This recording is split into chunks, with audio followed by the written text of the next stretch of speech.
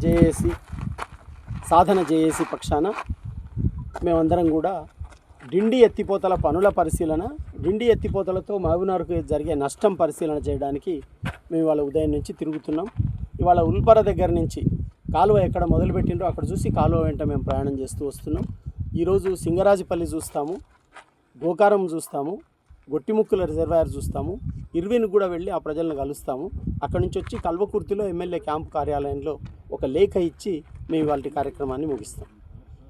ఏమిటి ఉద్దేశం అని అంటే, అసలు పాలమూరు రంగారెడ్డి కానీ కల్వకుర్తి ఎత్తిపోతలు కానీ పోరాడకుండా రాలేదు. దశాబ్దాలు పోరాడితే వచ్చినాయి. పనులు మొదలుపెట్టి దశాబ్దాలు గడుస్తున్నాయి. 1,00,000 కోట్లు ఖర్చు పెట్టి 3 ఏళ్లలో పూర్తి చేసినాం కాళేశ్వరం అని చెప్పుకున్న ప్రభుత్వానికి 12 ఏళ్ళైనా పాలమూరు రంగారెడ్డి పూర్తి చేయడం ఎందుకు సాధ్యం కాలేదు? 12 ఏళ్ళు కాదు, 2005 నుంచి మొదలుపెట్టి ఇవాళ 20 ఏళ్ళైనా కల్వకుర్తి ఎత్తిపోతల పథకం ఎందుకు పూర్తి కాలేదు ఈ ప్రాంతానికే సంబంధిస్తే? ఇక మిగతా జిల్లాలో చేపట్టిన భీమా కానీ, నెట్టెంపాడు కానీ, కోయిల్ సాగర్ కానీ ఇవేవి కూడా పూర్తి కాలేదు. మహబూబ్నగర్ జిల్లాలో ఏ ఒక్క ప్రాజెక్టు కూడా పూర్తి చేసినామని ఏ ప్రభుత్వ పెద్ద కూడా ప్రకటించలేడు. ధైర్యంతో గుండె మీద చేతులు వేసుకొని ఇవాళ రేవంత్ రెడ్డి గారిని కావచ్చు, ఉత్తమ్ కుమార్ రెడ్డిని కావచ్చు, పాత కేసీఆర్ హరీష్ రావుని కావచ్చు, ఎవరినైనా కూడా మీరు గుండె మీద చేసుకొని మహబూబ్నగర్లో పలానా ప్రాజెక్టు పూర్తి చేసినామని చెప్పమనండి, మేము సిద్ధంగా ఉన్నాం డైలాగ్ చేయడానికి. ఇది ఒక విషయం. రెండోది ఏంటంటే, అసలు మహబూబ్నగర్ జిల్లాలో 100 కిలోమీటర్ల దూరం, అంటే ఏదుల నుంచి ఉల్పర బ్యారేజ్ దాకా నీళ్లు రావడానికి 40 కిలోమీటర్లు అయితే, ఇక్కడి నుంచి ఒక 66 కిలోమీటర్లు అయితే, ఇందులో కనీసం 35-40 కిలోమీటర్లు మహబూబ్నగర్ భూములు. ఇంత దూరము కనీసం 200 ఫీట్ల 300 ఫీట్ల నేల తీసుకోవడం అంటే ఇది ఏ విధమైన న్యాయం? అంటే నేల తీయకుండా కాలువలు ఎట్లా దవ్వుతారు అంటారు. మీరు దవ్వుతున్న నేల ఏమిటి? కల్వకుర్తి లిఫ్ట్లో నీళ్లు పారే నేల, పాలమూరు రంగారెడ్డి లిఫ్ట్ ద్వారా నీరందే నేల. ఇక్కడ రైతులకు చైతన్యం లేదని, ఇక్కడ రాజకీయ నాయకత్వానికి చైతన్యం లేదని మా ఆయకట్టు భూములన్నీ ముంచి మీరు నీళ్లు తీసుకుపోతున్నారు. ఇది చాలా దుర్మార్గం. అందరూ అనుకుంటున్నారు నల్లగొండ జిల్లాకు అవకాశం లేదేమో, ఇక్కడిని తీసుకుపోకపోతే ఎట్లా తీసుకుపోతారు, వద్దంటే ఎట్లయితుంది, నల్లగొండ కూడా మనమే కదా అని. నల్లగొండ మనం కాదు. నల్లగొండకు నాగార్జున సాగర్ ఉన్నది, నల్లగొండకు ఎలిమినేట్ మాధవరెడ్డి లిఫ్ట్ ఉన్నది, నల్లగొండకు ఎస్ఎల్బీసీ ఉన్నది. ఈ 3 పథకాల జతకు శ్రీశైలం కంటే పెద్ద ప్రాజెక్టు కనుక ఇంకో 100 టీఎంసీలు ఎక్కువనే ఉంటాయి కనుక ఇక్కడి నుంచి కూడా లిఫ్ట్ చేసే తీసుకుపోతున్నారు కనుక మరొక అదనపు లిఫ్టులు పెట్టుకొని మరి కూడా చింతపల్లికి ఇవ్వచ్చు.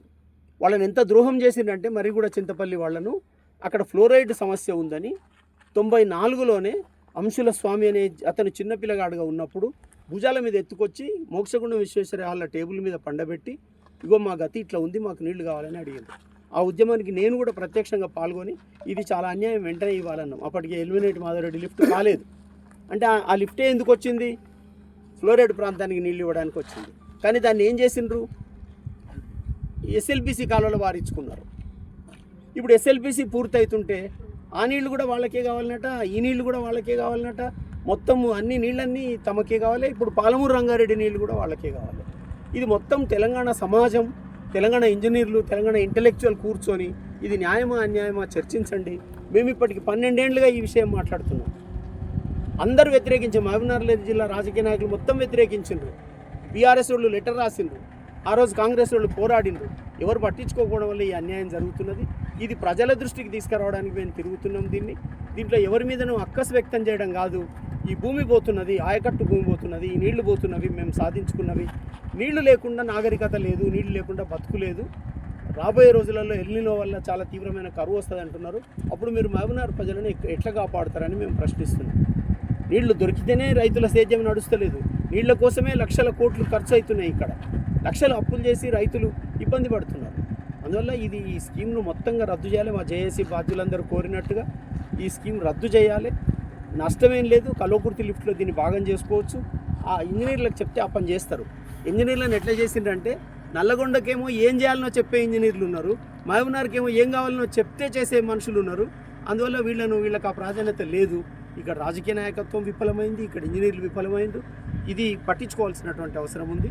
ఇంకొక మాట ఏమిటంటే, ఇప్పుడు చేస్తున్న డిండి ఈ లిఫ్టుకు కేంద్ర ప్రభుత్వ అనుమతి లేదు, అనుమతులు లేవు, పర్యావరణ అనుమతి లేదు, సామాజిక ప్రభావ నివేదిక తయారు చేయలేదు. ఇది తయారు చేస్తే ఎట్లా బెనిఫిట్ అవుతుంది, ఎట్లా నష్టం అవుతుంది, ఏ నివేదికలు లేవు, ఏది లేకుండా డిపిఆర్ కూడా లేదు. ఏది లేకుండా అడ్డం దవ్వుకొని పోతున్నారు. ఇది గవర్నమెంట్ పనిచేస్తున్నట్ట లేకపోతే ఇక్కడ రౌడీలు పనిచేస్తున్నట్ట? వాస్తవంగా డిపిఆర్ లేదు ఏం లేదు. అప్పుడు ఫైట్ చేస్తే అయిపోయేది. అందులో నేను బాధ ఇప్పుడు అది కాదు, ఇది రౌడీలు నడుపుతున్నట్ట లేకపోతే రాజ్యం ప్రభుత్వం చట్టబద్ధమైన ప్రభుత్వం నడుపుతున్నట్ట అనే ప్రశ్న కూడా మేము అడుగుతున్నాం. వాస్తవానికి అక్కడ నుంచి పోతే 70 ఎకరాలు అవుతుంది సార్. డిండి నుంచి అవతలకి నల్గొండ శ్రీశైలం హైవే దాటుతుంది అంతే. 70 ఎకరాలే. ఇప్పుడు 1200 ఎకరాలు పోతుంది ఇక్కడ నుంచి. ఇంకా ఎక్కువ ఉంది సార్. 750 ఎకరాలు అక్కడికి లెక్కలు ఉన్నాయి.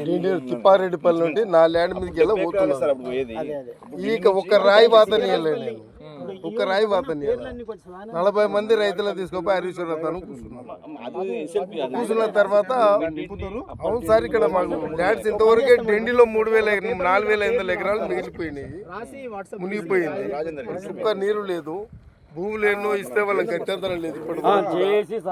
ఇప్పుడు మళ్ళీ ఉన్నది తీసుకొని పోతే కాళ్ళ కింద నీళ్లు బాగా పెండింగ్ ప్రాజెక్టుల సాధన కోసం ఒక జేఏసీగా ఏర్పడుతూ అన్యాయం కదా.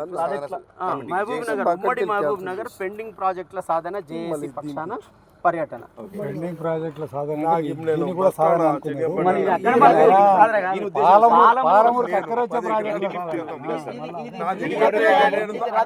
చేయాల్సినవి చేయాలి. రద్దు చేయాలి.